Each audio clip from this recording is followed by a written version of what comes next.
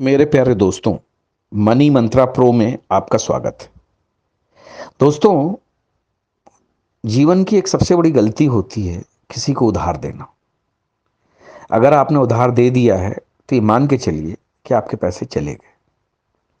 ये उधार लोन के रूप में भी हो सकता है या किसी सहायता के रूप में भी हो सकता है या व्यापारिक कारणों से भी उधार हो सकता है।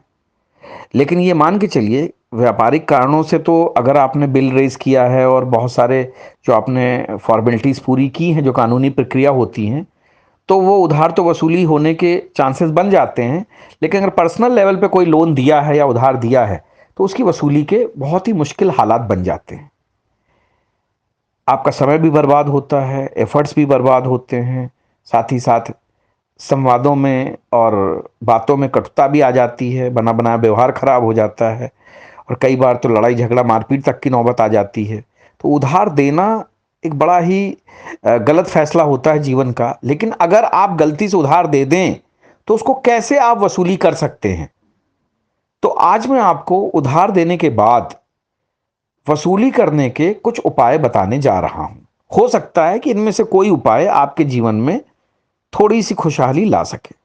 देखिए, सबसे पहला तो उपाय यह है कि जिसको भी आप उधार दें उससे एक पोस्ट डेटेड चेक ले लें। क्योंकि अगर आप पोस्ट डेटेड चेक ले लेते हैं तो वो चेक आपके लिए एक सुरक्षा का कार्य करेगा। और उस चेक को कभी भी आप बैंक में डालकर, आप अगर उसके बैंक में पैसा है तो पैसा निकाल सकते हैं, नहीं तो उस चेक को बाउंस करा के आप नेगोशिएबल इंस्ट्रूमेंट एक्ट के तहत उसके अगेंस्ट में कार्रवाई कर सकते हैं और अपने पैसों की वसूली कर सकते हैं। ये एक सबसे सुरक्षित तरीका है उधार देने के बाद उसकी वसूली करने का। दूसरी चीज क्या है कि जिसको भी आपने उधार दिया है उसके साथ आपको संपर्क स्थापित करना पड़ेगा और कंटिन्यूअस करना पड़ेगा।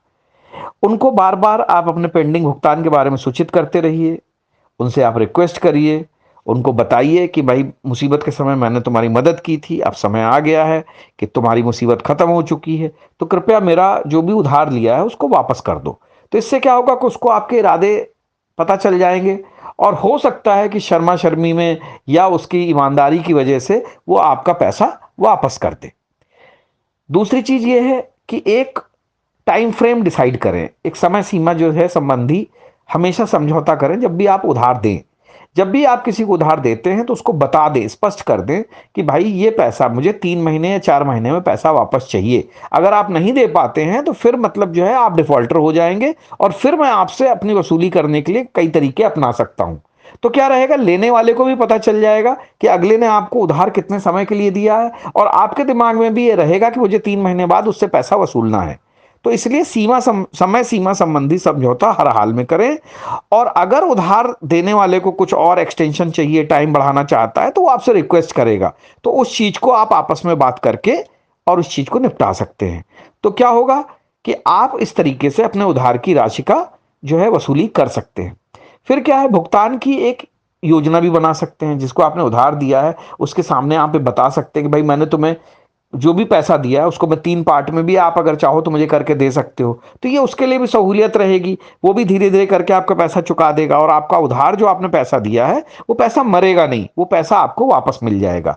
सो आपको भुगतान की योजना भी बनाकर, विस्तृत योजना बनाकर आप अपने उधार लेने वाले को दे सकते हैं, ताकि वो आपको पार्ट में या फुल पेमेंट या जैसे भी करना चाहे उस समय सीमा के अंदर आपको वो पेमेंट कर देगा और आपकी वसूली जो है आसान हो जाएगी।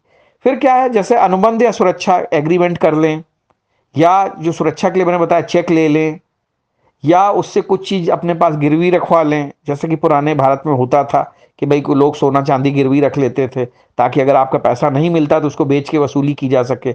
आजकल बहुत सारी जगहों पे प्रॉपर्टी के पेपर रख लिए जाते हैं, प्रॉपर्टी के पेपर साइन करा लिए जाते हैं, या कोई कार या बाइक जो है लेके रख लेता है और इसके बाद उस पे जो है ट्रांसफर के पेपर साइन करा लेता है। तो ये मतलब जो है सुरक्षा है एक तरीके से, ये एग्रीमेंट है, अनुबंध है, ताकि अगर आपका पैसा मरने की नौबत आ जाए तो आप इस तरीके से उस पैसे की वसूली कर सकते हैं। और ये वसूली उसी के साथ की जा सकती है जो आपसे बहुत ज्यादा क्लोज हो और जो आपके पास पैसे इस उम्मीद में मांगने आया हो कि आपसे पैसे मिलेंगे, और साथ ही साथ आपको भी पता हो कि अगर ये बंदा मेरे क्लोज तो जरूर है, बट अगर डिफॉल्टर हो जाता है तो आप कैसे इससे प्यार से अपना पैसा निकाल सकते हैं। तो ये सारी चीजें आपको मैनेज करनी पड़ेगी, और इससे आप ये भी सुनिश्चित हो जाएंगे कि अगर कोई भुगतान नहीं होता है तो आप उस जो सिक्योरिटी को लेके भुगतान करा सकते हैं।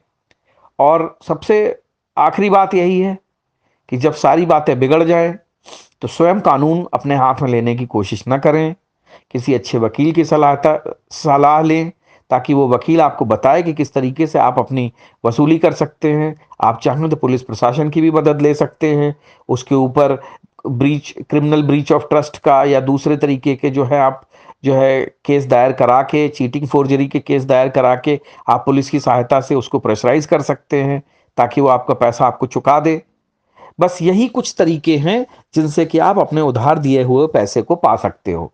वरना याद रखिए, उधारी देना एक बहुत बड़ा अपराध है।